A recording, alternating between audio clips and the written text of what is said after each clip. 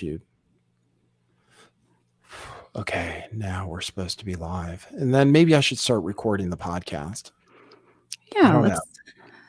Or it's kind of funny now that like what we do is start talking and then start the podcast and then tell the podcast to listen to the video. Yeah, that's weird, right? So maybe I'll just start. Okay. Well, So I we are started an experimental podcast, so. Yeah, it is really experimental. I figured out a way that I can play the intro video if I wanted to. I was playing video. I was playing old Sandy Hook band video today on during the stream. Oh, I don't know if I can mention it. I don't know if I can mention it, but I am going to keep streaming it, I think, on secret services that you'll have to imagine in your head and then find it. But I can still do it while I'm working. I figured out because I can just start streaming on my computer. I don't have to talk anyway. So it'll just be no me, just trial. How can they?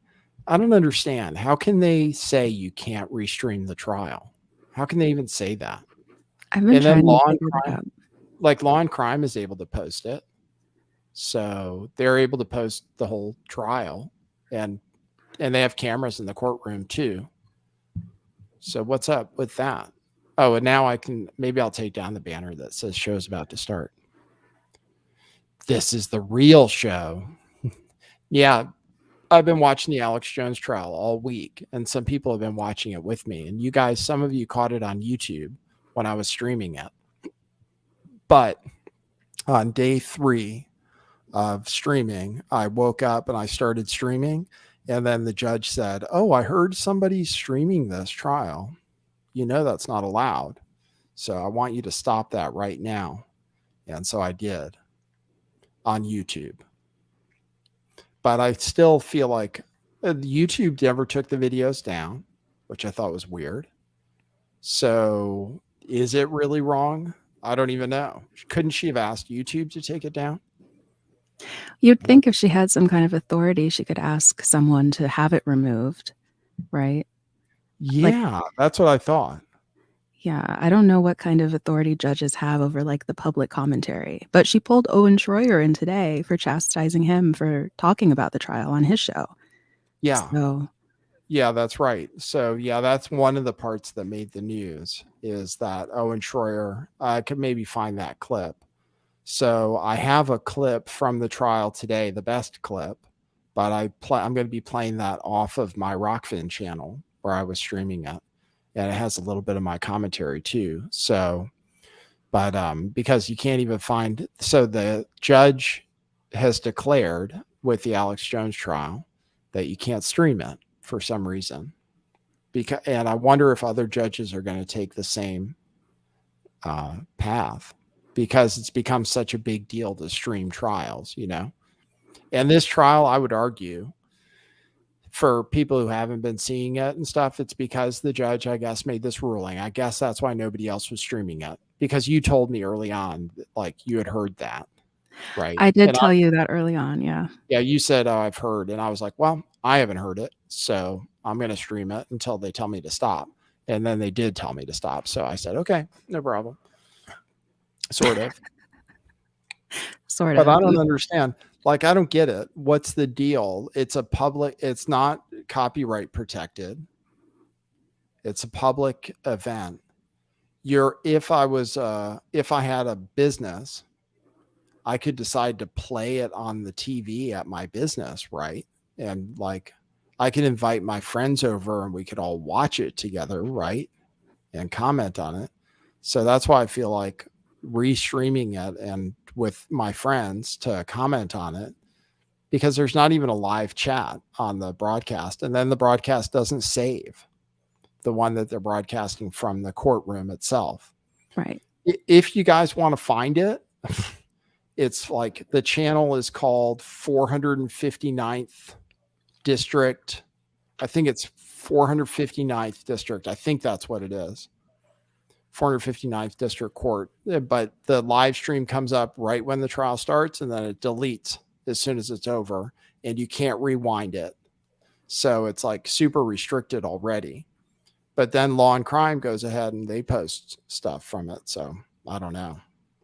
Yeah, I haven't seen anything written down that says that it can't be done. But I think this is why we need a lawyer friend or a lawyer viewer. If you're a lawyer and watching this, you should call in at the end of the show and tell us if the judges like have authority to tell us we can't stream trials, because it seems like it's going to become increasingly important to give public acknowledgement to these trials, because like they're becoming more and more showy and dumb and unfounded.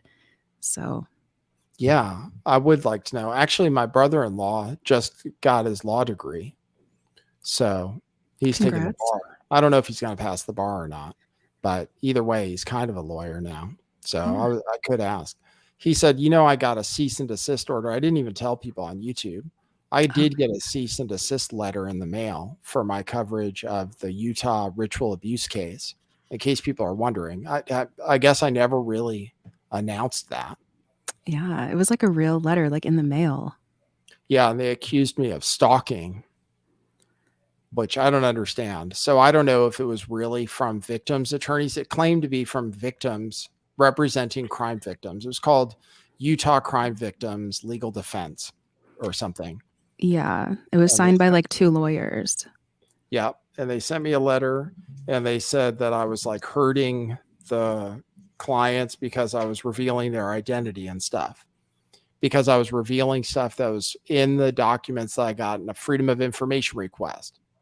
So I got the documents, Freedom of Information request. I shared portions of them. I got the videos. I shared portions of the videos. I didn't reveal, I don't even know the names. Like, I don't even know the name of the victim, of the person who wrote this victim statement.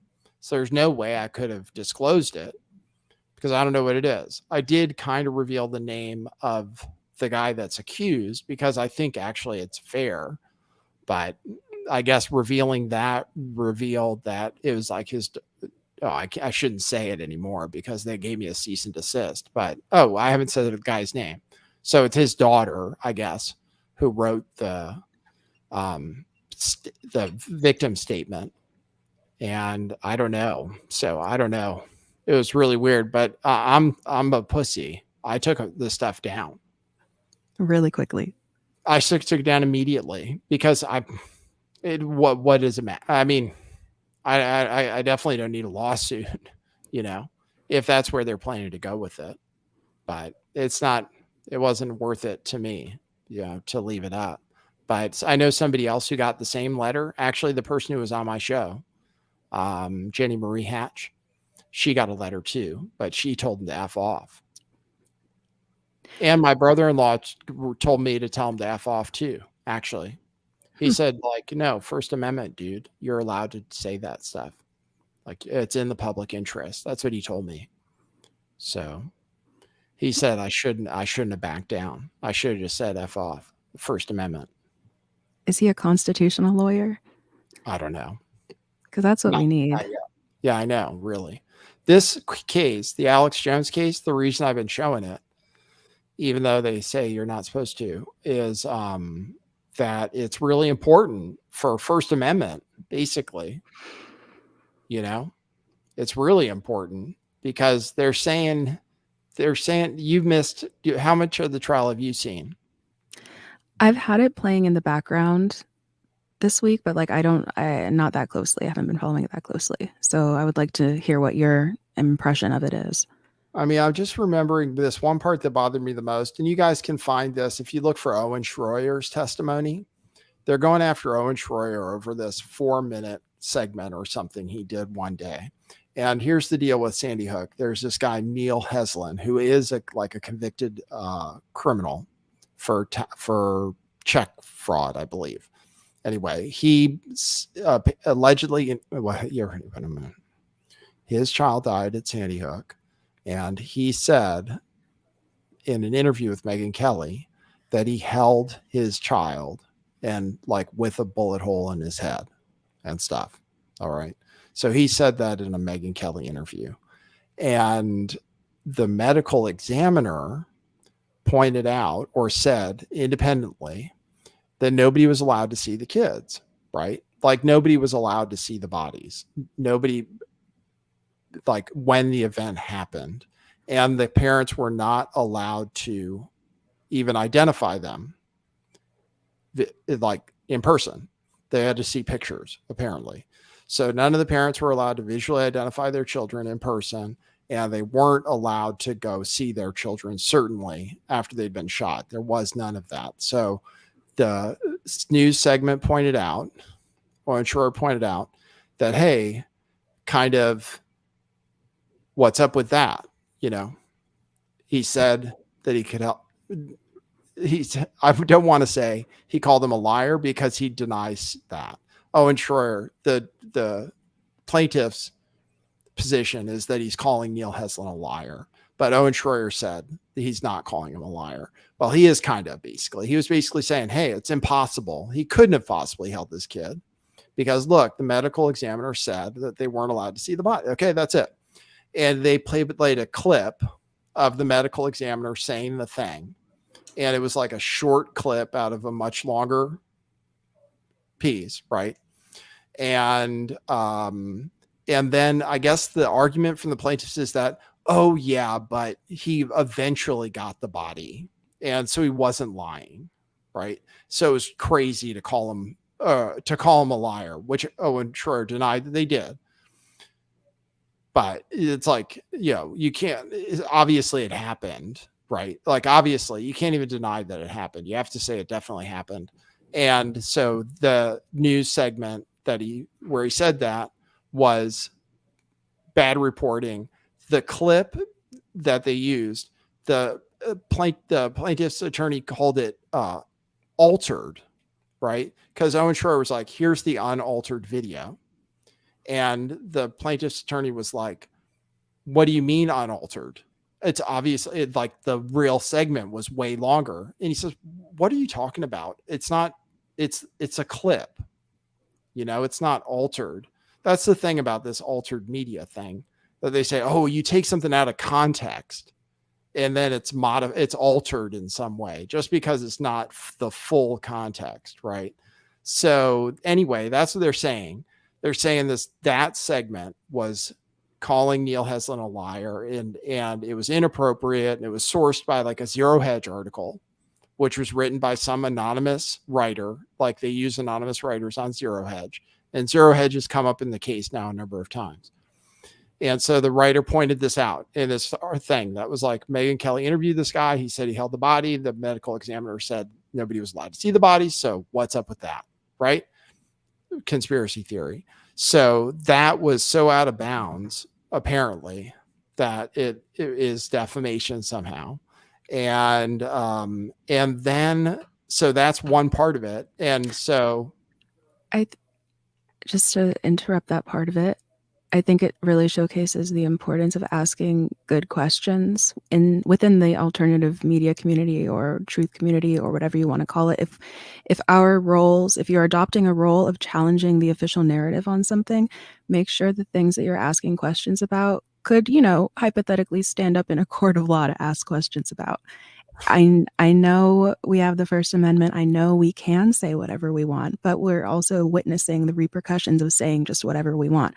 I'm not saying it's not even a good question, but there's, I just hearing the problem here, there's loopholes around it. Like, I can see how both things can be true, that he didn't see the body and he did see the body. Like, why are we even talking about that part of it?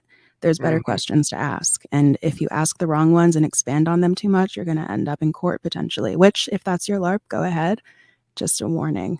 Think about it. Well, Owen Schroer did get a question. The part of this case is they ask, I've never seen this before, and I'm not an attorney. So, but the jury is allowed to ask questions of each witness, or they're allowed to write down a question. And if they're lucky, the judge will ask the witness. If the question is no good, or the lawyers object or whatever, then the question doesn't get asked. But if the question's good enough, the lawyer asks them the question. And I think one of those questions was asking Owen Schroer, like, if he regretted anything or if he would change anything. And he said he would never have talked about Sandy Hook. That it just wasn't worth it. Wow. He was like that 4 minutes.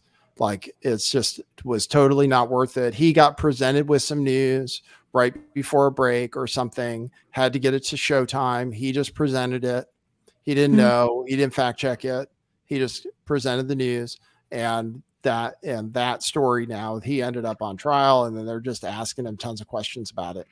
And then the worst part is then they start going after him for running ads.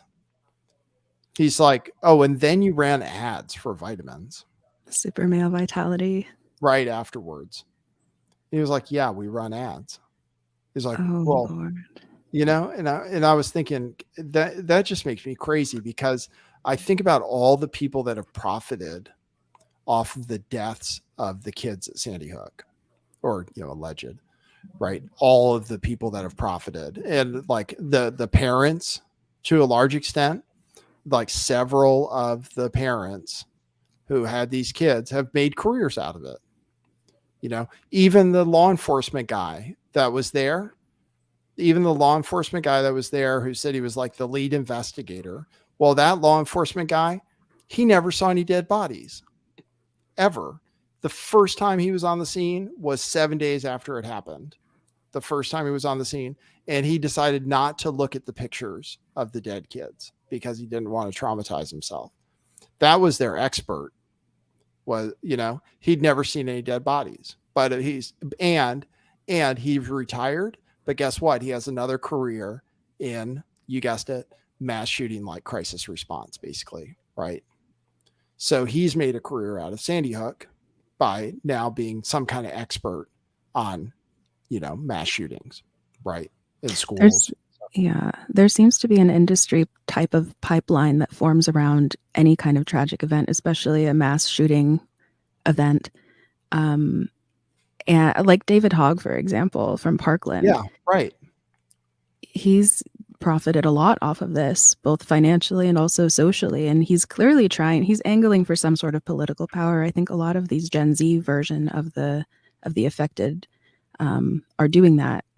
And it's wild to see those branches go out. And you're right, it's happened here at Sandy Hook as well. Well, I'm just thinking they're criticizing him over making money over reporting on the news. And it's like, and I just think, of all the things, of all the people that have profited off Sandy Hook, the news organizations that ran 24-hour coverage and stuff, you're not telling them. And that's where, when I start thinking to myself, what about the news organization that runs a Pfizer ad after they talk about how you should get vaccinated? Yeah. If we're going to pick apart the super male vitality ads after Sandy Hook coverage, like everything needs to be taken apart. That's not fair. That's why half the trial you're watching it and you're like, why isn't the news on trial? And I thought about the Covington kid in particular. And then there's a story update on that case. I guess he lost a couple of his cases, even though he didn't win so he got payments from a few news organizations. I think maybe the New York Times and the Washington Post. I'm not sure. A few news organizations paid him out rather than going to trial. But I guess the ones that were going to trial, I guess he lost. And that was a case where they took a clip out of context. I was thinking how they were saying that InfoWars took this clip out of context. Like that was the worst possible thing you could do, take a clip out of context. And I thought, well, what about the Covington kid? They took a clip out of context. And then somebody said, well, he sued. But actually, he just lost, even though the news lied about him and took a clip out of context. So what are you allowed to report on, And then they brought in a journalist, an expert in journalism, who brought up all the rules of journalistic ethics, right? And said how InfoWars wasn't following the rules of journalistic ethics. And I think that's a fair point, that he wasn't. That actually, if you were going to run a story about Neil Heslin being a liar, then you should reach out to Neil Heslin, probably. Like, definitely, right? You didn't go to journalism school, did you? No, I didn't. Okay. So neither did I. But I realized, like, when I made a hit piece about David Seaman, I reached out to David Seaman for comment. I knew that was the thing to do. So probably if you're going to say somebody's a liar, you should probably ask them, I guess, even though they probably won't answer you or call you a jerk or something, but you're supposed to ask them. And fair enough. But still, I don't think that supersedes like the journalistic code of ethics is just a code. It's not law. Right. It's not the law that in order to say something that you have to go through these steps. It's just something journalists do. And Alex Jones is a talk show host. He's not a Right. journalist, you know, and And most of the he was a stand-up comedian before that, you know.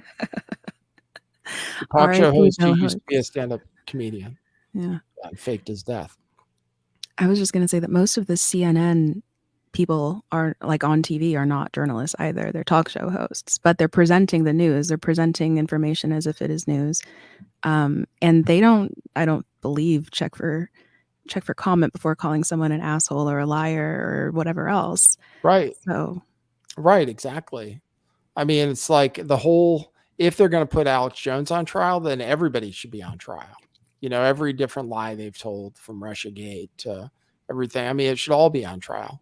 I was thinking about the Steele dossier, like in the trial, they keep saying, oh, you used X as a source and X is unreliable and you should have known that, right? Either Jim Fetzer or Wolfgang Halbig or or Professor Tracy, all these people they mentioned, they're like, you knew they were unreliable source and you still quoted them. Like, huh? Yeah. maybe this is a good thing. Like maybe this is preparing us for intense accountability within all of entertainment news and reporting. Like, No, I don't want that though. I don't think we want that. I don't think people should be allowed to be sued for this stuff. I don't think. You think it's good to have the scrutiny? I think it's good to have the scrutiny because it can be applied in the opposite direction as well. Like if they're going to take Alex down, then let's try to take the whole thing down. Right. I guess.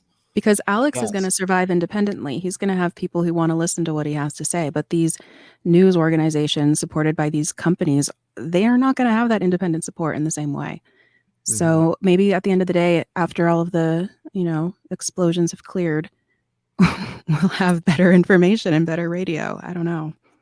Well, But I don't if know. they're going to keep pushing ahead with this is like the first of 3 trials that he has of this nature. Like they're going after him. And if they're going to go after him, then let's just go after everything and start a revolution. I don't care Oh, and anymore. to be clear, it's really important, and you've said this to me, he already lost, right?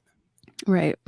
Right. So it's not, this case isn't even determined whether he's guilty because they've already determined he's guilty based on him not providing some documents, which I think from his point of view, he's going to say, oh, like we did provide everything and they're just nitpicking, or we provided everything we could and they asked for things we weren't even able to provide. And then they found him guilty by default.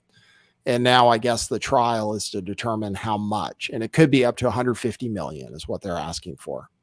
That's what they're asking for. 150 million. And what damages can they say they suffered financially? I'm sure, I mean, I can't think of how they could have possibly suffered financially because of what Alex Jones said. And then I compare it to Johnny Depp, who did suffer huge financial losses, and he still was only awarded $10 million. And he actually, kind of cost him his career. So, No. but they just filed for bankruptcy apparently. I know some of Alex Jones's companies had already filed bankruptcy, but apparently the main one just filed bankruptcy. So, which just to protect them from whatever the judgment is. So I don't know if that means the judgment has to be higher than 0 or if they could get a 0 judgment. I'm not sure. We need another attorney that specializes in this. Yeah, maybe an attorney will call in later. I'm sure we have attorneys listening to this. I'm sure. Yeah, Kevin Griffin says free speech systems. Yeah, free speech systems, which apparently is the main company.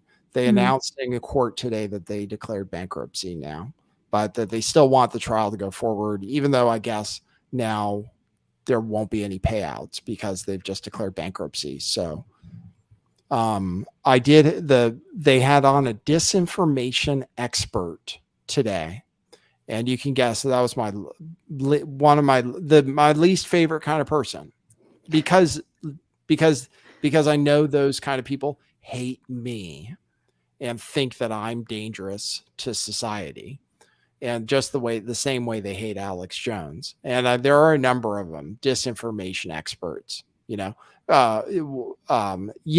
Taylor Lorenz doesn't specialize in it, but people do, like Will Summer, what's her name at NBC? Oh, I can't remember her name. Ben Collins at NBC. Isn't there like the Rothschild at Daily Beast or something like that? There's some Rothschild guy. Oh, I don't know. I know Will Summer works at Daily Beast. He's like a disinformation expert. Then there's Anna Merlan, who wrote about me in her book, called me a used car salesman. You're in a book? Oh, that's cool. Yeah. Yeah, I'm in her book. like a paper book? Yeah, you can order it from Amazon. But you can read parts of it. You can read the parts she wrote about me because she met me because I met her at the Pizzagate rally. And then she interviewed me. Yeah. She was going to write an article, but decided not to. Yeah, but she did write about me in her book. She's a disinformation expert. I mean, there are a whole bunch of them. So they had on this disinformation expert who testified about how they'd done polling and like 25% of Americans believe Sandy Hook was a hoax. That was a poll that they did, apparently. Do you think that's true? No way. Yeah, that seems really high. Some flat earthers have a number. I think flat earthers are, I don't know. I don't want to say 20%. I don't want to say 20%. That sounds high. But, there are a certain number of people who are flat earthers, and it's like probably more than 10% or something. I'm not sure. And then you can definitely do polls about people who think the JFK assassination was whatever. I think it's over 50% think that it was a conspiracy. And then moon landing, I don't think it's 50%, but it's a high number. Sandy Hook, I'd be surprised if it was 25%, but that's what they said in the poll, and they got challenged on it. Anyway, she talked about her group is one of these disinformation expert groups that's like a think tank that gets funded basically to go after, and she goes after right-wing people is what she does. That's her thing.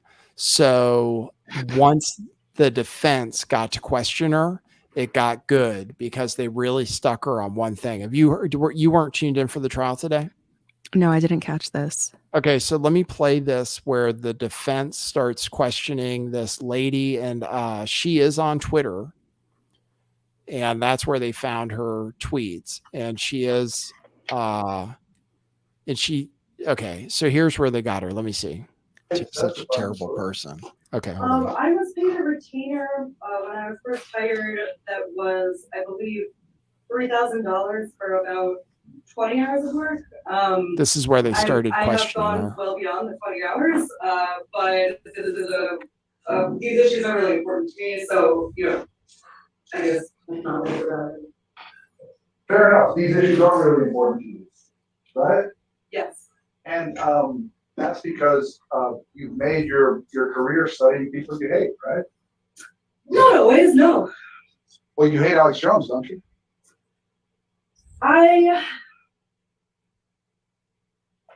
Good question. I would say that personally, I have come to be really disturbed by what I have watched. I started out my research not knowing anything about Alex Jones. And so when I go into research, I don't go in with any preconceived notions, but through the course of watching, I would say hundreds of hours of his content. Objection, no. I can get to the point. Well, let me just, it's about to get good. You hate Alex Jones, don't you? Yeah, I guess it's a little more complicated. I would say that I've come to think that he's really harmful. And he's not the only person that you think is really harmful in the media sphere, is it? Correct. And you have a Twitter handle at Beckaloo. Yes. And you speak about things that you're passionate about, right? I do. And one of the things that you said is that you believe that the entire Republican Party is a white supremacist organization, right? You would have to show me that tweet. I tweet a lot. Do you not recall tweeting that? Nice. But Nice. I do tweet a lot. I'm not saying I didn't tweet it. I Oh, just, this Well, let me is refresh good. your recollection. Sorry, that's my commentary live. But I'm not going to talk so you guys can hear it. Then I can replay this on the show. Yeah. He's making Here her it is. read her tweets. oh yeah. Yes. To be honest, this seems like something I could have tweeted. I can't confirm that I did because I don't remember, and I haven't seen this earlier in the trial, so I can't confirm it hasn't been tampered with. It seems like something I reasonably may have tweeted. I'm not sure. And if you tweeted it, it's because you really felt that way, right? Yes. And you say the Republican Party has been a white supremacist party since the 1960s. That's Oh, not I'm in sorry. evidence. Would it You be know fair? you can't read things that aren't in evidence out loud to the jury, and she just said she can't confirm that it hasn't been altered in any way. So the jury is instructed to strike everything Mr. Rimmel said after the witness's answer. Try again. Would something like the Republican Party has been a white supremacist organization since the 1960s be the kind of thing you would say? Yes. And so I take it you believe that Eisenhower was a white supremacist. Not necessarily. However, it was in the 1950s that Objection, non-response. Overruled. It's not non-responsive. I think that you believe he was a white supremacist is a yes or no question. well, can I clarify my answer earlier? Mr. Banks, and I'll have a chance to ask you a question that comes up. You can clarify with that. Okay.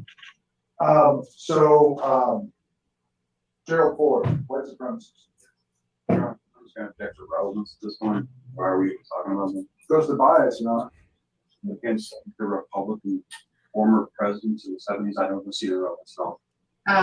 You're gonna have to ask some other questions. Anyway, Right this. that's a good enough get. And then he gets her that she goes after like Ben Shapiro. She's really opposed to Ben Shapiro, and then Joe Rogan for apparently platforming. They get into Stefan Molyneux. Stefan Molyneux makes the trial because she's really upset that Joe Rogan platformed Stefan Molyneux, who she says is one of the worst like white supremacists there is. Sorry, I'm just still in shock about how good that clip was. Oh, it's good, right? I want to see that remade into like a Netflix mini series, limited series or something. Like that is hilarious. And it goes to what I was saying earlier. Like we need to be very precise and careful with the questions we ask and the tweets we make and whatever we're saying in public, because one day it could very well be read back to you in a court of law, especially if you're watching this show today as it's airing. You're on a different wavelength. So you need to really watch your DMs. That's all I'm going to say. But that was beautiful. That was a beautiful illustration. I'm sure the lawyer is totally acting out of bounds, but it was funny. I liked it. I was entertained. So Yeah, I mean, it's great because they're in Texas. And so, yes, it's Austin. So there are a lot of Democrats, but there's guaranteed to be at least one person on the jury who's a Republican. I mean, it seems almost impossible to think that there isn't. So they're going to think, what? You know, and then maybe somebody might know who Stefan Molyneux is and think, wow, that's crazy. She's saying he's like the worst person, the worst white supremacist ever. And I've listened to Stefan Molyneux. I'm not even. Me too. I don't know where this white supremacist stuff comes from sometimes. But so they ended up basically, I thought, effectively discrediting the witness in that clip, I thought. Well, and I don't want to make you move on to a different topic that we were going to cover today, but in terms of how it relates to white supremacism, I think that connects to the Globohomo topic we're going to get into. Because people like her, people like this bitch on the stand with the blonde hair and the vocal inflection that goes up at the end of every sentence, people like her are just stooges that are filling out the liberal arts agenda, the Klaus Schwab agenda, the WEF agenda, the New World Order agenda. They're dumb little cogs that repeat their lines and say the things that they need to say in order to advance an agenda. And their agenda right now is to make sure that people like us, reasonable people, Nathan, like that look at reality and ask questions about it, that are concerned about things, are crazy white supremacists who need to be stopped because we're harmful. We're harmful. They want to associate us with an ideology that we don't have, in order to give a justification to take us out, to put us in court, to make us pay fines, to put us in jail. And it's very dangerous. And this is why we need to be very precise about our words. We can't just lump people into categories. We can't say things recklessly, because this is WAR. I don't think you can say WAR on YouTube. Really? But Cliff High bleeps it out anyway. I don't know. But I'm just saying that was a really great demonstration of the type of WAR that we're in right now. War. I'm not afraid to say things. We're in It's a your war. channel. Yeah, go for it. We're in a war war. against the globalists. And by globalists, I mean the Jews. That's what they want you to think. Whoa. So that we're gonna. No, I'm just. That's what they want you to think. That's not what I think. No, that's a joke. I know it's a joke, That's but I'm what they triggered want by you it because that's a clip. I had to interrupt the clip that they were going to take and play in court one day. Yeah. Okay. All right. Great. Yeah, that's what they think, right? And that's why the Globohomo thing is another topic. So, yeah, that's the Alex Jones case. So I'm not streaming it, but I am watching it with my friends and not commentating on it in the future, probably. So, but not on YouTube, probably. So, but I feel like it's allowed to rebroadcast. Yeah, no, I said that because that's what they say. Like, you can't have a conspiracy theory about the bankers because then you're anti-Semitic, right? You can't have a conspiracy theory that kids are being groomed by their teachers because you're a neo-Nazi, right? Because it's a neo-Nazi ideology. So that's what I'm going to show you guys next. And that gets into Globohomo. So let me show you that. The groomer panic is intimately tied to neo-Nazi ideology. Let me explain. Okay, so this is what I saw, and I was really interested in. It was the first time I might have heard Globohomo before, but I didn't know what it was. So this is a tweet by this guy Tim Squirrel, and it has 53,000 likes. This tweet, so I mean it's popular. I don't know if it has been made clear yet. So here we go. The groomer panic is intimately tied to explicitly neo-Nazi ideology. Let me explain. Okay. Neo-Nazis. Hold on, let me zoom in. Neo-Nazis believe that Jews are destroying the white race. One way they are doing so is to encourage a single global culture which erases the distinctions between ethnic groups and cultures. This is global homogenization, or Globohomo. The double entendre isn't a coincidence. Globohomo also includes the belief that Jews are encouraging white people to adopt queer identities as a way of reducing the white birth rate and encouraging degenerate behavior that will undermine civilization. A crucial element of this is the belief that queer identities can be encouraged or that people can be manipulated into becoming gay or trans. In other words, that they can be groomed. The very existence of LGBTQ plus people is seen as encouraging more people to become queer. That's why being an openly gay teacher in the US or a drag queen reading to kids is seen as grooming. They make the kids gay by being gay around them. And I'll keep reading it. The expansion of the definition of grooming is also not an accident. It conflates the attempts by actual pedophiles to abuse children with the mere existence of queer people in public spaces. The end goal of the groomer panic for the neo-Nazis driving UK protests is to make it impossible to be safely and openly queer in public and eventually to roll back LGBTQ plus rights. You cannot separate that from the broader movement. The narrative is entwined with fascism. So there you go. And then they point out how white supremacists are happy about the grooming all the grooming stuff because it's striking a chord with the public. So yeah, that was the first time I heard the definition of Globohomo. They say so anyway, this is them saying that if you say groomer, the groomer panic is neo-Nazi. So what do you think about that?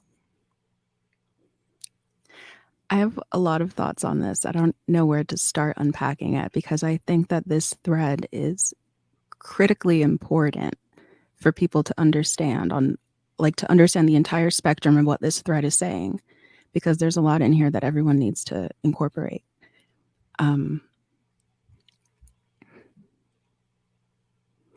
We were talking a few days ago, remember, about the Nazi protests that showed up outside of one of these events, these conservative events? People with Nazi flags and signs that said it's the Jews and stuff, and SS flag outside the TPUSA event. And there was some controversy, right? Because TPUSA didn't denounce it. Is that correct? Well, no, I don't know. Well, there was controversy over them being there, and I don't know if it was controversial that nobody kicked them out. But I don't know if they would have been able to, though. I mean, they were just there protesting, so I don't know, without violating their rights, if they could have gotten rid of them, because people have a right to protest, actually. Right. So I guess what I'm trying to get at here is I think two things can be true at the same time. okay, which two things? I think it's possible that neo-Nazis and Nazi ideology is trying to encourage certain cultural movements so that they can use them to make their end goal happen. Yes. I also think that there is a real threat to humanity out there that is trying to hurt us and put us in a bad place. With Globohomo? I think Globohomo is a wing of that agenda. Yeah. So do you think it's a real thing? Do you think there is a goal for global homogenization and like queering out people? Do you think that's like a goal that somebody has, but not necessarily the Jews, but somebody? I think it's a goal that we see. Somebody clearly has it because there are organizations dedicated to achieving it in mass that have just sort of come out of nowhere, it seems. And whether you're looking at the kind of social oriented organizations promoting queer identities and transitioning and abortion, whatever on that spectrum, or you look at it in terms of like the UN and the sustainability agenda and what their goal is for being able to control the population of Earth.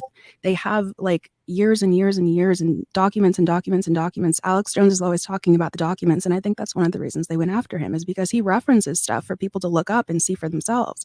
Like there are huge global corporations, whether you want to call it the UN or NATO or the WEF, that are trying to control how humanity evolves on planet Earth.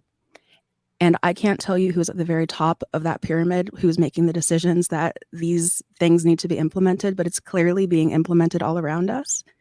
And I think we waste a lot of oxygen by trying to blame the Jews, because not only does it make us seem stupid and inarticulate and not seeing the full scope of the problem, but it aligns us with the neo-Nazis who do exist. Right. It is true that they exist.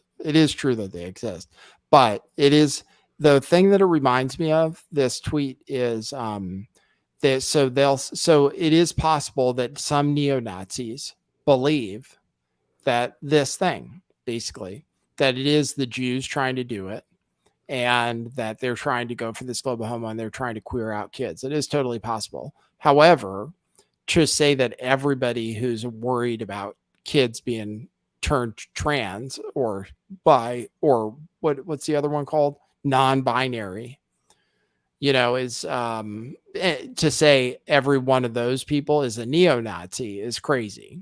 But to the same extent, I think the same thing about people who say, on the right has the same thing. They'll say the left is all Marxist, right? And that CRT is all like a Marxist agenda, where I would say most of the people who believe in some of the stuff to do with CRT, or maybe some of the stuff, maybe Drag Queen Story Hour or whatever it is. They don't know shit about Marxism. You know, they don't know Marx. They wouldn't know the beginning of Marx. You know, they don't know Right. anything about it. They just are into this thing. They're not thinking about, like, a lot of people on the right want to make it like, oh, these Marxists are trying to take over and stuff, and they're trying to push their Marxist agenda. I think most of them don't know that they're pushing something that would be labeled Marxist, basically. Mhm. And they're not doing it based on them holding a Marxist ideology exactly, except that it just happens to be kind of Marxist. So maybe the groomer thing happens to be something that neo-Nazis are worried about because of this Globohomo theory. Mhm. But that doesn't mean that everybody who's worried about groomers is a neo-Nazi, you know? Right. So, but it is interesting. And also, I don't think you can turn people gay. I don't think you can turn people gay, but I only say this as a straight person who's not interested in gay stuff, like who has no problem with gay people and wouldn't mind being gay. I wouldn't feel like it was bad, but I'm just not into it. I'm not into guys, right? I'm into girls. So I feel like no matter how much you expose me to gay stuff, and I was an actor, so I was exposed to gay people and stuff, I was never going to be gay. So you can't turn. I think that's true of most people is. And then I think that people who are worried about it, people who are worried that being exposed to gay people makes you gay, are probably gay, you know, kind of. Like if you're worried that watching gay porn is going to make you gay, then you're probably gay, you know, right? That's what I think. So I do think some of the people worried about the groomer panic and worried about people being exposed to gay people are maybe worried about the fact that they're maybe gay themselves, you know. I think that's totally possible. So I think it is. I also think, though, you can be made gay or turned gay, but I don't think I it's guess. through. But I don't think it's through like social conditioning in the way that they make it out to be. Like you can be programmed into it. I don't know about that, but I think Yeah. you can be chemicalized into it. And I Yeah. think we're seeing even a lot less gayness in the young people. More so, we're seeing like a kind of general queerness and like Yes. asexuality, like You can. non-sexuality. Right. I was going to say, I don't know if you can change like who people are attracted to, but you can definitely change the way they identify. And I do think people can be convinced to become trans, or certainly like non-binary. Like what? I don't even know what that is. Non-binary. I'm like, what is that? It's like pick one at least, you know? That's Yeah. crazy. to Well, me. So yeah, I do think people can be kind of groomed into becoming trans or non-binary, but and as far as like changing who they're sexually attracted to, I don't know. okay, well then let's just focus on the targeting for identification then. Like, would you say that they're doing that to children? Like, I'm just thinking of all of the libs of TikTok videos of these people who profess to be teachers or some other like community member who are openly discussing like queer identities and how they're encouraging it for children and stuff. So do you think that is as prevalent as it seems? Or do you think children aren't being targeted? Yeah, I think there are some people who are into their queer identity and think that everybody's queer, and they think that like it's their duty to let people know that they might be queer and that it's cool to be queer and stuff, whatever this whole queer thing means. So like to be queer nowadays, you don't even have to be gay. Like that's what's funny about it. You don't even have to do anything gay. You just have to identify as queer, you know, and that's it. Like a lot of the people, that's what I realized is a lot of the people identifying now as queer don't do anything gay. They're just heterosexuals in their private lives. Like as far as actually having sex with people, they do it with the opposite sex. But for some reason they identify as, or they might even identify as bisexual, but they actually never do the gay part. You know, they just Yeah. identify, right? So yeah, that's a whole. It's just a whole social contagion or social trend. I don't know. Is it going to astrological, too. is it going to destroy society? I don't know. I think most of these people are still heterosexual and are still eventually going to have heterosexual relationships and maybe still have children and stuff, but I'm not sure. What do you think? There's no way the people in my generation and younger are going to have healthy heteronormative relationships with children. You don't think so? For like a lot of reasons, that's going to be extremely difficult. But I think the identification and sexual one is relevant to why that's going to be an issue, because either you are dealing in the millennial dating market, for example. You're Yes. dealing with people who have been on apps for like the past decade, just swiping on people and finding random sex and meaningless relationships. Or you're dealing with people like me who've been like in a hermit cave for the past decade, totally removed from it. And I'm like totally uninterested in anyone unless they prove to be like the exact perfect 100% person, because look at my options. They're all infected with some sort of social or cultural or intellectual contagion that's making them robotic. And it's, sorry, I got off onto a thing. It's sad. It's sad. I don't think that we're going to see family units go into the future in the way that they used to. And that's what they want. If we're talking about, the global agenda to control humanity and reduce our population and to make sure they can tell us what to do. They don't want us to be happy and have families in single family homes. They don't want us to have farms and grow our own food. Owen Benjamin is like the number one enemy to them, Owen So- Benjamin, right? Exactly. with his He's goats. having kids. Boy, I hope his kids turn out okay. Me too. Yeah, more Owen Benjamin babies. But I wonder, I guess I'm kind of hopeful that people will grow out of it and just realize, oh, okay, well, now it's time to settle down and be serious. I think don't know some what- people will. I don't know what you do if you're non-binary. I don't know what your thing is if you're non-binary. I don't either. What are you doing? Maybe we can get a non-binary caller. Yeah. Okay. So we can take some phone calls. I guess that we covered the news that was in the title for the show. Did I say something controversial? But I don't believe that the Jews are the Jews are trying to control the world. We're trying to debunk that conspiracy theory. There are forces trying to control the world, dark evil forces. Yeah, I But just think it's the wrong title. many of them are not human. Some of them may identify as Jewish, but Right. that doesn't mean that they're really.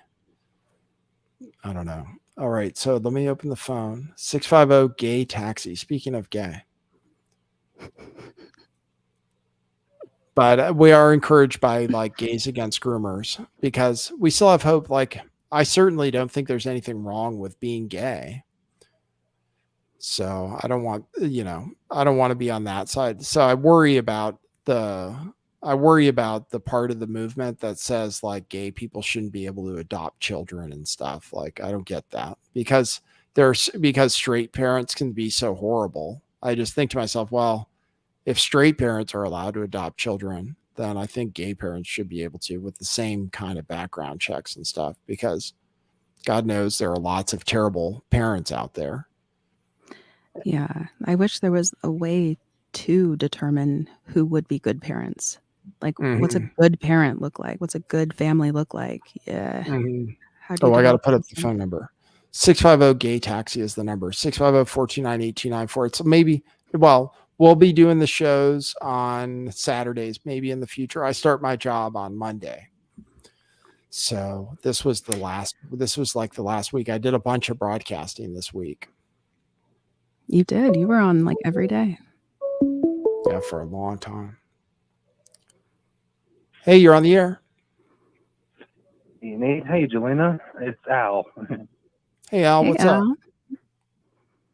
Hey, just wanted to say thank you for all your hard work, Nathan. I know you're starting your job on Monday, and Thank you. still hope to see you in the future. And you got to keep us updated.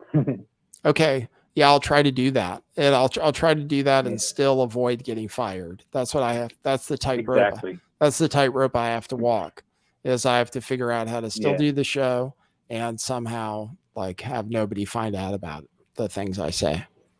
But yeah, and Right. we're still well, I still want to do stuff. So make sure you're subscribed to my Substack so that you get everything in case anything happens. That's like the fail safe. But I'll try to keep doing shows on YouTube and on Rockfin and stuff. Absolutely. Yeah. And just all your hard work over the years, it's appreciated. And definitely, Jelena, definitely be subscribing to your podcast. So looking forward to that too. Thank you Cool. very much. Very exciting. Mm-hmm. All right. All right, So, Al. yeah, have a good weekend and enjoy your first day on Monday. Thanks. I appreciate it. Thanks for the call. Take it easy. See ya. Oh, yeah. And I have to make sure to do an ad for our shirts. Make sure you can still buy our shirts at truthclothing.io. I haven't put up the different ways you can support the show, but truthclothing.io, that's what I'm advertising right now, our shirts. The propaganda shirt is epic and we have them in stock. I know because I've been packing orders. So make sure to go to truthclothing.io. Check out our t-shirts and make sure to buy something. They're definitely a part of history. And then for Jelena, for all of her links, go to jelena.net. And that there's links for that in all of everything I put out has jelena.net in it. So you guys can find that link. Oh, and people are trying to call and I didn't open the phone. I saw people trying to call in. Fun. Good. Yeah. So, and thanks everybody who supported the show throughout the years and all that. I appreciate it. I did make it this far, but we're going to try out joining the real world and see how it goes. Hey, you're on the air. Yes, I'm so glad that you guys are talking about this topic. I'm a mother of two boys, one 8 and one 11, and they have been pushing CRT, but it depends on the school and how they push it. And what I've noticed is a lot of the books and literature that has to do with being gay are based on minorities. And so if I was a minority, I would be worried that these books are written. There's one that's called Black Boy Joy. It's about him figuring out when he's a child under the age of 10 that he's gay and talking to his gay aunt. And if you look at a lot of them, there's very few white children that are experiencing all of these things except for Desmond, the little boy who's going around doing drag. Mm-hmm. So it is a thing. And when I was much younger and I was a single woman, I worked at a gay bar because it was much safer for me than in a straight bar because no one was interested in me. So I could actually work there and feel safe. And the worst thing that would happen is someone would say, girl, your hair doesn't look good, or I don't like your outfit. And that'd be about it. But during that time, there's a radical part of the gay community that were Marxists, and they were called the Gay Liberation Front. But they got large pushback from the middle of the road to the log cabin Republicans, the more conservative, fiscally conservative Democrat gay community, which were a lot of older men who worked tirelessly to try to gain their rights. And they pushed off this radical group for a while. But this new generation has been grabbed up by that radical group.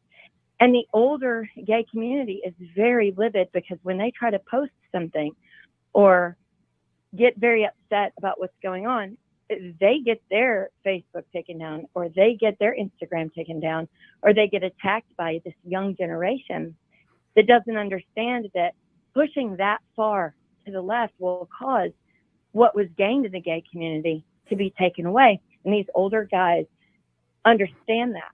And so they are dealing with a split in their community. And I've watched it for many years, but there is a stronghold in that, because Harvey Milk was known to be a Marxist. It was very, very far left. And this was kind of like the idol of the Gay Liberation Front. And so they are the ones pushing this CRT, but they're using this younger generation to do it because they're the ones who will get on Facebook. They're the ones who will rat them out and and push, to alert the comment or to let somebody know I don't like what this person said. Where the older gay community is used to having a debate, and saying, why would you say that? You're my friend. Let's meet for coffee. Right. So there's a huge divide, and we need to support those who really don't like the radicalization of their group. And there's so many groups that when they come out to speak about, hey, we want to be noticed or we want to be heard, all of a sudden a radical group pops up and represents them. And it seems to happen all the time. And so we need to figure out how to separate the two and give voice to those that, are trying to push back against, because they think it's very wrong to push sexuality on children, because they know it will cause such a backlash that it's going to be very ugly for them. And so they're trying their best, and they're furious. But I mean, this is, younger kids. They don't even communicate with them. They don't even know where they hang out, but they're trolling sites and attacking people. So, that's my experience with all of it. Yeah. Well, it's good to hear that your experience is that there are gay people that are opposed to the stuff that people are calling grooming, the sexualization of children. And there is that group, Gays Against Groomers. And actually Glenn Greenwald is sort of a Generation X gay guy. And he says the trans thing. I mean, he even is kind of saying how the trans movement is losing because they're not using the same tactics that the gay movement used, where the gay movement was like, let's have a debate. And the trans movement is saying no debate is possible, basically. And because of that, they don't have as much support, basically. And then I see it in my polling, how people's opinions have changed. Like, people are saying that there are a lot of people who are against gay marriage or against gays adopting children and stuff, which is kind of like a pushback because of the sexualization of children. So, which isn't how all gay people feel. So that's good. Yeah. And Nathan, one last thing, what I've kind of grasped is that, when the older gay community pushed for their rights, it's because when their partner, especially during the AIDS crisis, was dying, they couldn't see someone that they'd lived with for years and that they'd been with in the hospital. They had no right. And a parent that may have thrown the child out when they were younger made the determination, someone they hadn't spoken to in forever. And so the older gay community all they want is everything to be equal. They're not asking for special exceptions or something bigger than what heterosexual people get, or what, and they were adverse to comparing the plight of the Black community with the plight of the gay community, right? Because they said they're two different plights. One is your sexual preference, and one is the color you're born with. And the two different plights were different. But the radicalized side said we need to use the Black community's suffering, and we need to gather with them in order to build our numbers. And so that was the Marxist tactic, and that's why you see some people in the Black community getting confused and thinking, oh, well, these are our advocates. It's not that radical side of the gay community really cares about the Black community. It's that they need the numbers. And so, the Black community had their personal issues, which needs and needed to be addressed. But to conflate the two and join them together really does a disservice to the Black community. Right. Interesting. Well, good point. Thanks for the call. I really appreciate it. It's good feedback. Thank you. All right. Talk to you later. Yeah. See, that's interesting. It's an interesting point of view because it goes against the Globohomo thing, which is true. Like, the Globohomo thing is that they're trying to indoctrinate white children into doing this. But what she's saying is, as a matter of fact, they're trying to indoctrinate minority children. So that's I think they're trying to indoctrinate everybody, but they're definitely, I totally got what she was saying, because I've seen it myself in like the young adult fiction and whatever else they're making. It's all like queer brown kids. It's very strange. Right. So what she said was so on point. I love that caller. This is Nathan. You're on the air. Hey, Nathan, Jim. How you doing? And hey, Jim. Jelena, how's it going? Hello, Jim. Your phone's working okay so far? Yeah, you know what? I found out I needed to unplug the modem, and that fixed it. Oh, weird. A lot Okay. of people had problems, the same problem that you experienced. Cool. Anyways, so I'm wondering about this trial. I wonder if the judge was saying that addressing, say, the jury or the people in the audience or whatever about the streaming of the thing, because it's like you said, it's being streamed on YouTube somewhere, right? I mean, yeah, it's being streamed right on YouTube, which you can watch Yeah, freely. I mean, like you started. I mean, like you had a couple ones that stayed. I don't know how they stayed, but they did.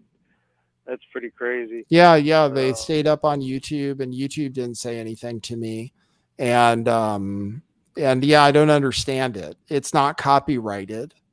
It would be like showing a press conference. I look at it the same way as showing a press conference.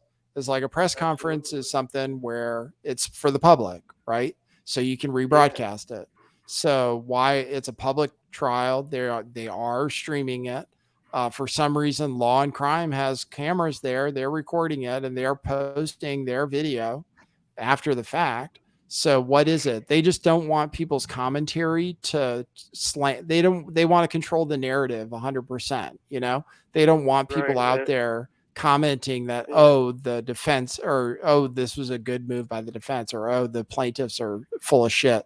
They just don't want people saying that. It's like some sort of like freaky sports like commentary. Mm-hmm. I don't know. Like yeah, so the on the whole trans thing, like I don't know if I told you, my cousin is trans, and I knew it when my grandfather got married for a second time. That's the first time I ever met him, and he wasn't trans at that time, but he was dressed up in like a plaid, like not plaid, like a tie-dyed skirt. Mm-hmm. At the wedding, and like he was acting freaky, and basically he was an acid head. He took so much acid, and he would jog around his campus naked. And he was his father had taken him to nude beaches when he was a child. Mm-hmm. And lo and behold, he became a transsexual, and he had to go to I think it was somewhere in Asia to get it done. Or maybe it was Africa. I don't know. It was somewhere not in America. He got it done before they legalized it. Right. Interesting. And how they're doing this to children is beyond me, and like how parents would want that for their child is beyond me too. I mean, that's just sick. Chemical castration, like that, it can really, really mess them up. Mm-hmm. Yeah, I know. There's some news coming out about hormone blockers. I saw something in the news about how hormone blockers can cause some kind of vision loss or something. They came out with a warning. That's right. I think you saw the same thing I did too. Yeah, something. So there will be more warnings about it. I mean, it's such an experimental treatment that hopefully eventually if it really is that harmful, which they say a bone loss and all this stuff, then hopefully eventually the medical establishment will point out that it's dangerous. So yeah, I mean, like I'm sure a lot of them are. They're just not being listened to, or they're being shut down. Yeah, right, exactly, right. It's really kind of sick.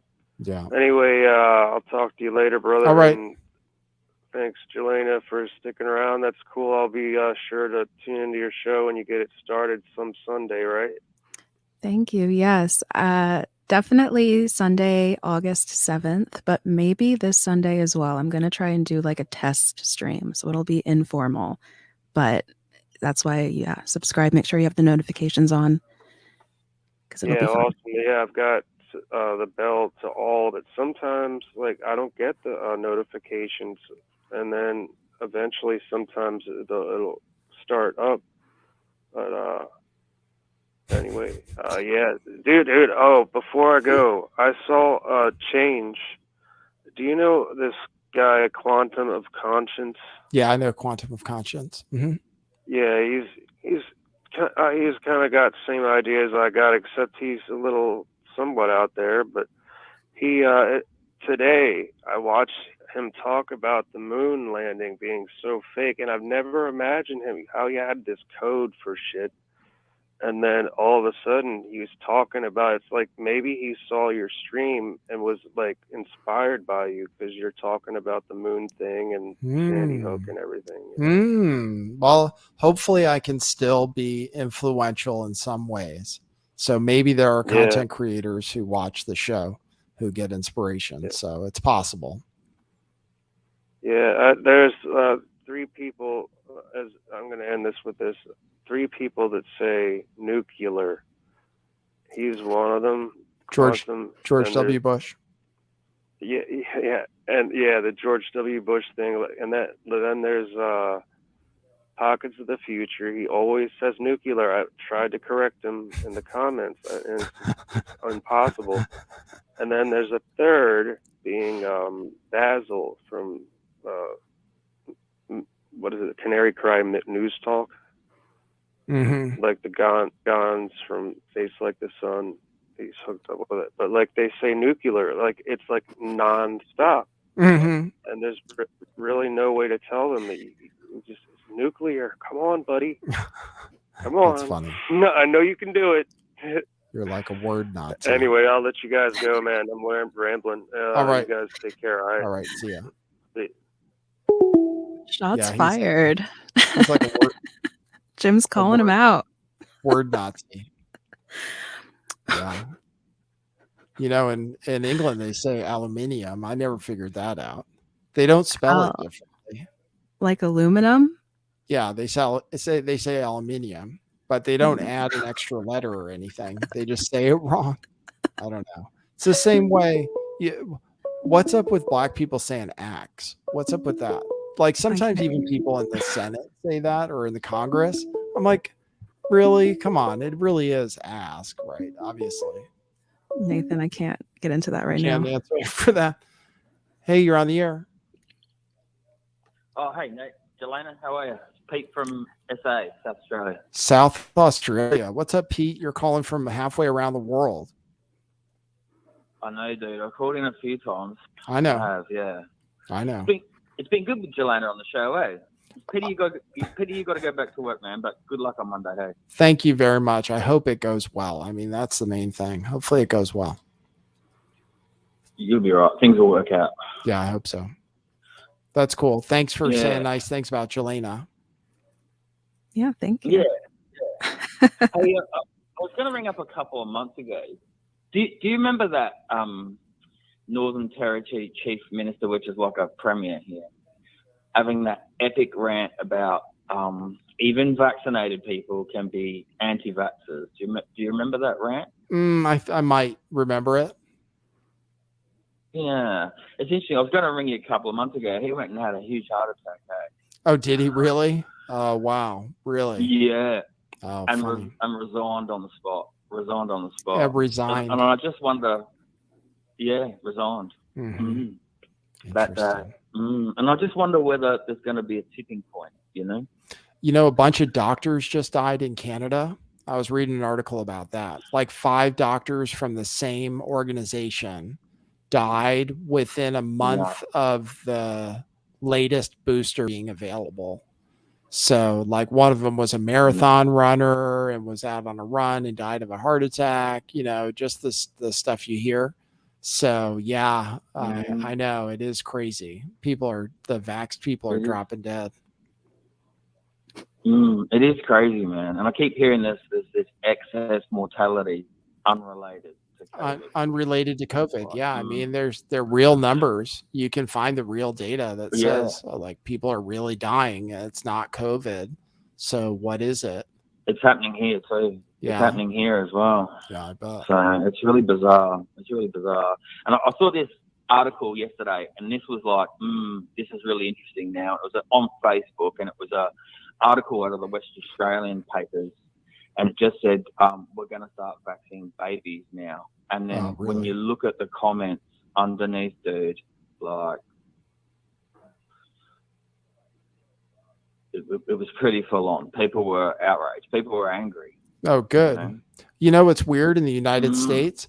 Apparently, in the United States, people aren't buying it either. I've heard like only 3% of they made the vaccines available for under fives here, first in the world, right, to make it available for up to 6 months old. But apparently nobody's doing it. They say only 3% of children are actually being vaccinated. So nobody's obviously, but that's a lot of anti-vaxxers out there. I mean, nobody's vaccinating their young kids apparently. So yeah, even crazy, though really Sesame Street is doing it, yeah, it is a crazy world. It really is. I agree with that. And I'm still astounded. I don't know about you too, Jelena, that how 3 years ago, if you were to talk about anti-vaxxers in Australia, you would have said those crazy lefties, and now it's completely the other way around. Yeah, that's interesting. How quickly they've done that.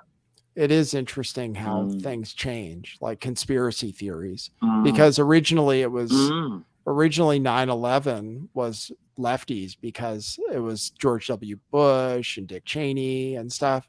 But then eventually conspiracy theorists became a right-wing thing, but it wasn't always like that. No, because I remember the weapons with mass destruction fiasco and 9/11, and I was a person. I say I'm a person of the old left. I'm a union person. I'm the old left. I'm not the new left. I don't want anything to do with the new left. Right. You know, because I don't think that's about working people anymore. It's got nothing to do with working people anymore. And if anything, here in Australia, they've become like the Labor Party here has become anti-working people, and you can actually see physical things that they're doing that are hurting working people, and you can point that out to younger people that are on the left and say, look, can't you see that they're doing this? And they just can't compute. They just can't. So for example, I know people in uni that are in working universities, and I can point out things that they've done to, say, the work cover situation here in Australia. So if you get an injury at work, and how it seems like every 3 or 4 years, the Labor Party here, like, really hammers down on the worker, and they side with the corporations, and the unions will even go to the media and say, look, what's up. So you've even got so like people in my union saying, we're not happy with the Labor Party anymore. And it's like, it's really not about working people anymore. It's just not. If anything, financially, they're right wing. If anything, they're not left. Right. But it seems like people have just been hypnotized by their TV, you know, and the propaganda. That's what it's looking like. Yeah. And like I said, I don't know about you guys, but with the WMD thing, to me, they broke the matrix right there and then. I was just like, yeah, I'm never believing you people ever again. Like, I don't care what side you're on. I'm not believing because you're liars. You know? Good. But people still accept it. You know? Yeah, good. So it's crazy. It's crazy. That is crazy. But I can feel it turning. I can feel it turning here for sure. Like, that's good. That's but good. I don't think I'm in the minority anymore. You know. Right. Well, that's good. Wonderful. Perfect. Yeah. Cool. Sorry, Jelena. Oh, I just said perfect. I think there's a weird echo, so I don't really talk on the calls, but I love your call. Amen. From Australia. Yeah, there is a echo for sure, but it's just real interesting. Like, if you look at the comments on those like I said, the paper out of Western Australia, if you look at the comments, it's just like 90% like, leave the bloody kids alone. You know? Good. And then the people on the pro side are saying, oh, all these people are crazy, like, they're the minority, blah, blah, blah, blah, blah. Yet for a while there, like, every day they would have a press conference. Kerry Chant, the chief medical officer of New South Wales, would have a press conference, and she would read the stats. And literally every day, the deaths and the sickness was over 90% in the vaccinated. And it got, you could see it got embarrassing for her. She wouldn't even look at the cameras anymore. And they stopped doing it now. They stopped doing it. Right. Funny. So that's funny. Anyway, I just thought I'd call in. So have a good luck on Monday, man. Thank you. I appreciate it. Thank you. And I'll follow you as well, Jelena. Thank you. Appreciate it. No worries. And I hope everyone's doing okay over there. Yeah. Thank you. Appreciate it. Good to hear from you. No worries, man. Have a good weekend, everybody. All right. Have a good one. Some of the things he says are my favorite. The way he goes, Yeah, he had good mannerisms. I like that. I enjoyed it. He was like a character from a TV show. Yeah. It was good. And then what did he say? No worries. That's what they say in Australia. No worries, mate. So, okay, Can you we'll do see if we get accents? more calls. Did you learn that in acting school? Yeah, I did, but I wasn't very good at them. So Yeah. I did it on. I would do an Australian accent though sometimes, but I wouldn't do one now. All right, I think we might have to wrap up. It's already 6:30. It's already 6:30. I should probably wrap up. All right. So good. We had a good week, good day, and we'll be back again next Saturday probably. Oh, maybe. Maybe. Yes. We haven't talked about the time yet. If you're willing to do it. We'll have to work it out between us. We'll work it out. But that would be great. Yes. We should be here next week. And then if I decide to put out any extra content, make sure you're following me on Substack, lifttheveil.substack.com, because there might be secret content that goes out that way, possibly podcasts or videos or whatever. And then we'll try to broadcast on YouTube when we broadcast, and Rockfin and DLive. So how long have we been? Yeah, we got to get going. So, all right. Thanks everybody for tuning in. Well, there's somebody else who wanted to call.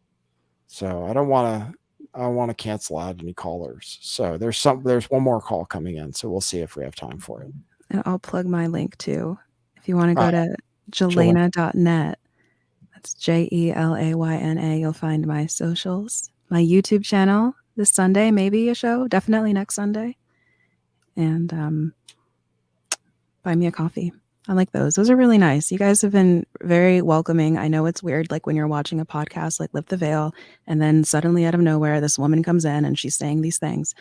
But I appreciate the kind words and stuff that some of you have been giving me. So I hope that you're enjoying the show. Cool. Yeah. So we'll see if this other call comes in. Thanks people who are nice about Juliana, but people like you. So you have my star chart. You'll have to tell me about it. Yes, you guys, I looked at Nathan's natal chart for the first time today, which if you don't know what that is, it's like when the zodiac wheel is printed and you see like where the planets were at a certain time. It's a fascinating chart. I don't think that I'm glad we didn't do it today because I need to look at it more, but there's a lot of stuff in there that I think explains many of your personality aspects and habits. Really? Oh, yeah. Okay. Very interesting. All right. So we'll get into that. All right. There's the call. Came in.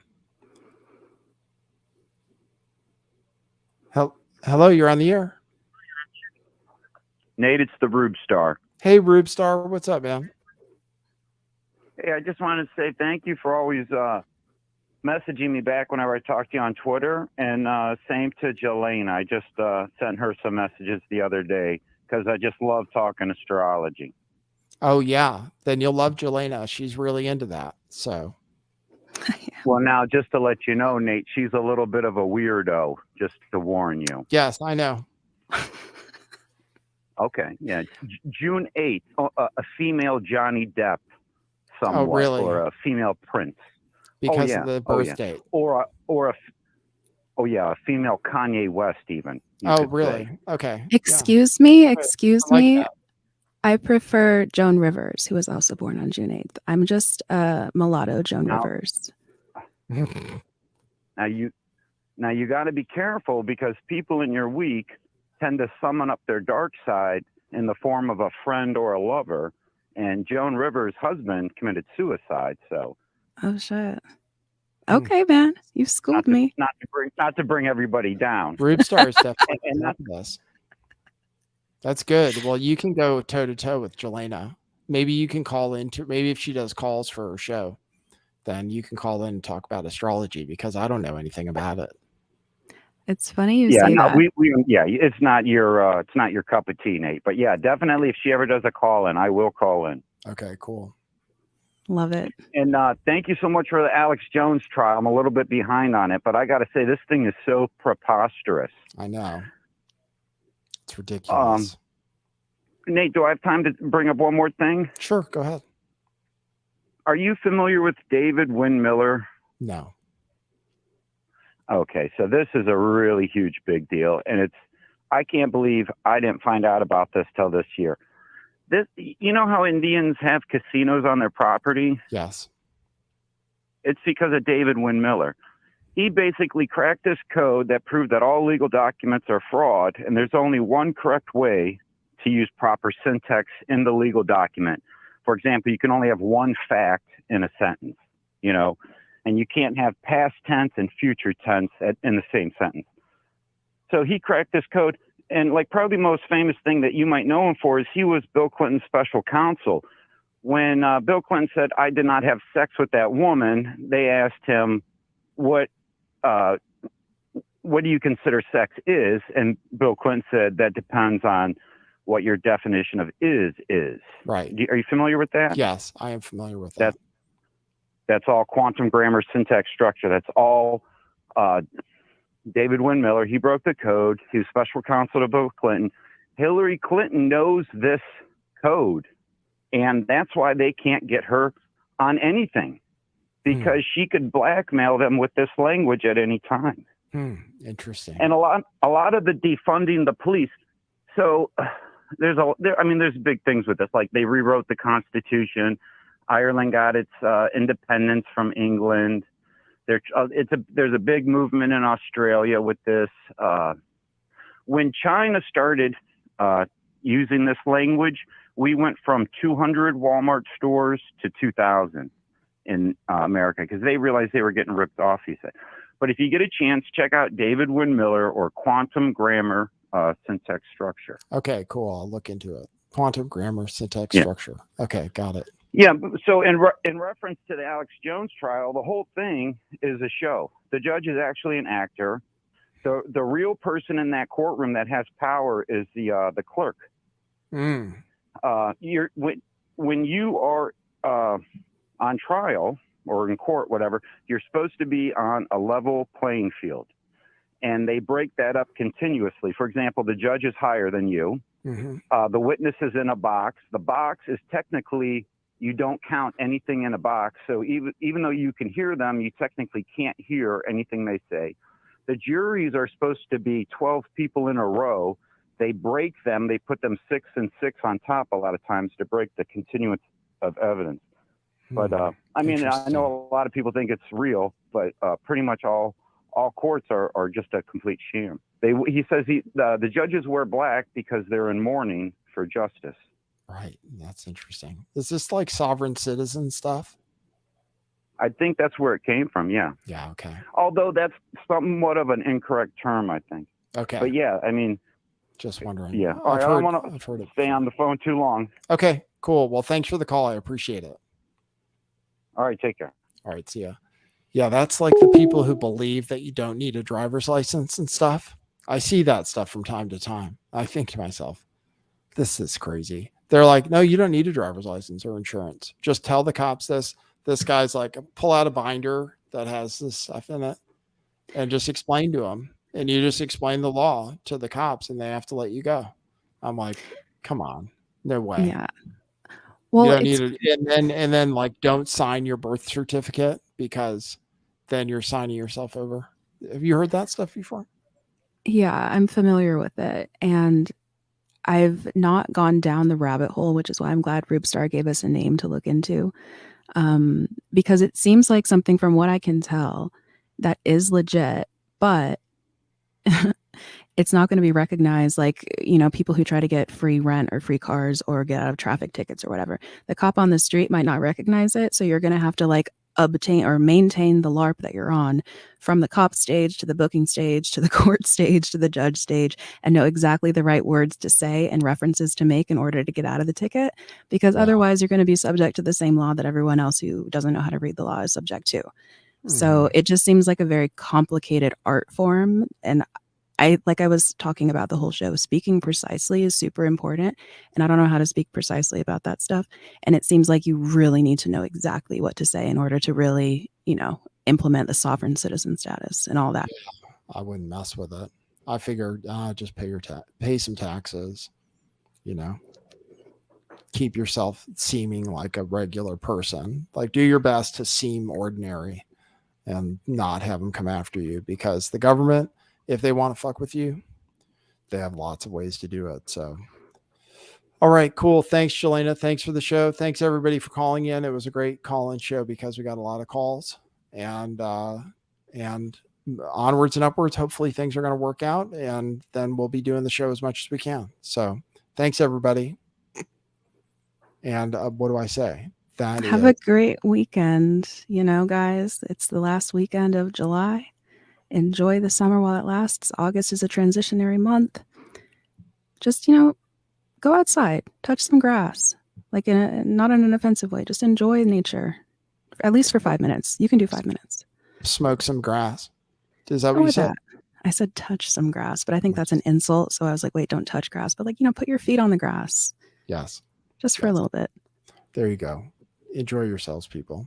All right. Thanks everybody for tuning in. And that is what it is. I have to end so many different streams. Here's one.